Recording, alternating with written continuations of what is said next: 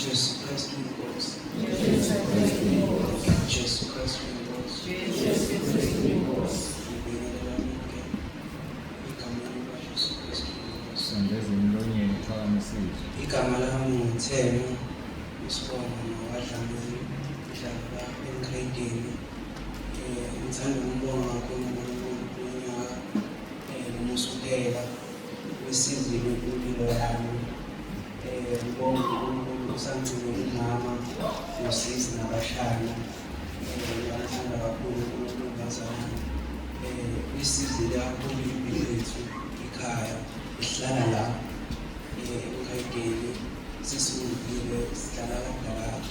Siyambonga kakhulu uNkulunkulu sikhumbulile nathi kuzo zonke iy'nkinga besinazo ekhaya. Phinde ngimbonga uNkulunkulu ngomkhulu nogogo. Bazalwane bayakholwa izinto ey'ningi basisizile ngisho sesisuka la sesihlala ngapha kudalade.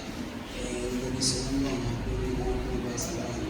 Ngike ngibuka ukuthi ukube kuthiwa bengekho ugogo nomkhulu mhlasimbe thina nje nomndeni wami ngabe sihlala emgwaqeni. Ngiphakamisa amandla wokumbonga kakhulu uNkulunkulu.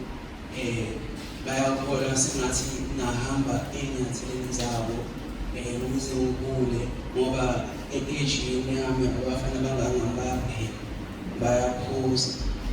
Yazi ngiyambonga kakhulu uNkulunkulu lapho engihlala ngakhona la ngekudalade bayaphuza. Abanye babo bangenela ukuthi angiphuze angihambe emakwarini. Kodwa nje omunye ubhuti wabo wathi kuyini ungaphuzi ngathi mina ngiyamthanda uJesu. Ngihamba nje ngevangeli ngiyamthanda kakhulu uNkulunkulu. Ngithe ngihamba nje ekuseni la ngizwa la enkonzweni. Omunye ubhuti ikwazi wagqoka kahle mfana wami ngathi nayo i-backboard. Awuyiphuze nje ushaye nje noma wani. Ngambuza ngathi ngoba ungibona nje ingifanele. Wathi hayi kufanele ngathi hayi akukhulumi wena ukhuluma usathane ngoba mina ingifanele lento le. Ube kuthiwa ingifanele ngabe ngisesipontini ngabe ngiyaphuza. Ngiyambonga kakhulu uNkulunkulu bazalwane ungisizile beyami impilo sengathi ngasiza ubhuti wami umhlongo ohlala naye ekhaya uyaphuza. Kodwa nje ngiyacela uNkulunkulu angenelele nakuyena egameni likaJesu Kristu. Jesu Kristu inkosi yabo nabazalwane.